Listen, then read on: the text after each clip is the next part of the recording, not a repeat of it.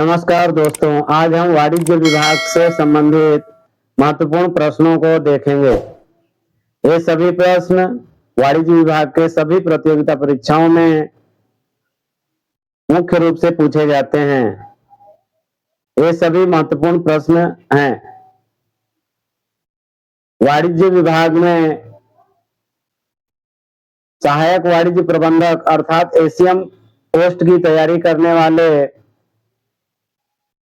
कर्मचारियों को ये सारे प्रश्न हल्के प्रतीत होंगे, परंतु ये कहीं ना कहीं किसी न किसी रूप में बार बार पूछे जाते हैं।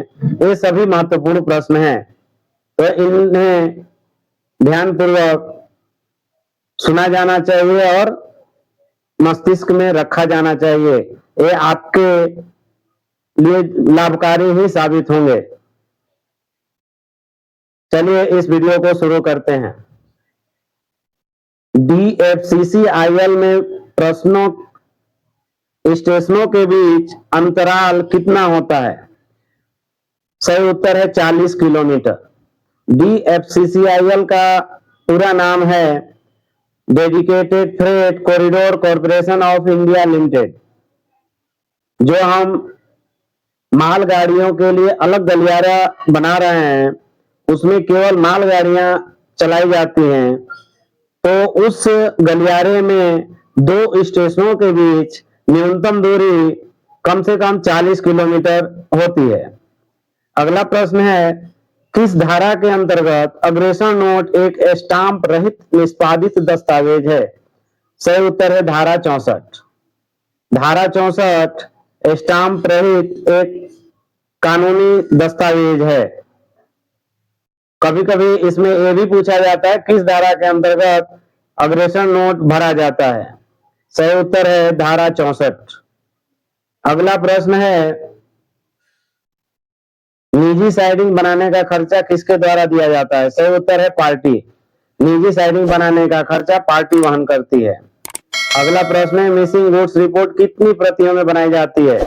सही उत्तर है 3 प्रति में। मिसिंग गुड्स रिपोर्ट 3 प्रतियों में बनाई जाती है। अगला प्रश्न है, खुली सुपुर्दगी रिपोर्ट कितनी प्रतियों में बनाई जाती है? सही उत्तर है 4। खुली सुपुर्दगी रिपोर्ट 4 प्रतियों में बनाई जाती है। अगला प्रश्न है, निम्न में से कौन सी गुड्स भाड़ा तालिका है? सही उत्तर है गुड्स टैरिफ पार्ट 2। गुड्स भाड़ा तालिका है गुड्स टैरिफ पार्ट 2। अगला प्रश्न है, माल भाड़े की सबसे उच्चतम श्रेणी क्या है? सही उत्तर है क्लास 200। माल भाड़े की सबसे उच्चतम श्रेणी हाईएस्ट क्लास 200 है।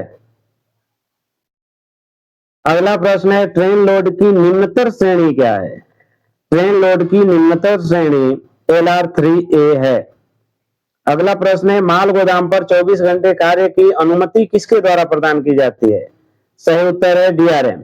यह बहुत ही महत्वपूर्ण प्रश्न है, इसे बार बार पूछा जाता है। प्रश्न है, माल गोदाम पर 24 घंटे कार्य की अनुमति किसके द्वारा प्रदान की जाती है? तो सही उत्तर है मंडल रेल प्रबंधक अर्थात DRM द्वारा। अगला प्रश्न है, खतरनाक माल कितने प्रकार के होते हैं? सही उत्तर है 8। खतरनाक माल 8 प्रकार के होते हैं। अगला प्रश्न है, सामान्य अग्रेषण नोट जनरल फॉरवर्डिंग नोट की वैधता वैलिडिटी कितनी होती है? सही उत्तर है 6 माह। सामान्य अग्रेषण नोट की वैधता 6 माह होती है। अगला प्रश्न है, RMC नोट में कितनी प्रतियां होती हैं? सही उत्तर है 3। RMC का मतलब होता है रेलवे मटेरियल कंसाइनमेंट।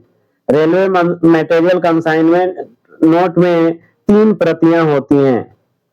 अगला प्रश्न है, अग्रेषण नोट अधिकतम कितने समय तक रिकॉर्ड के रूप में रखा जाता है? सही उत्तर है 5 साल। अग्रेषण नोट अधिकतम 5 साल तक रिकॉर्ड के रूप में रखा जाता है।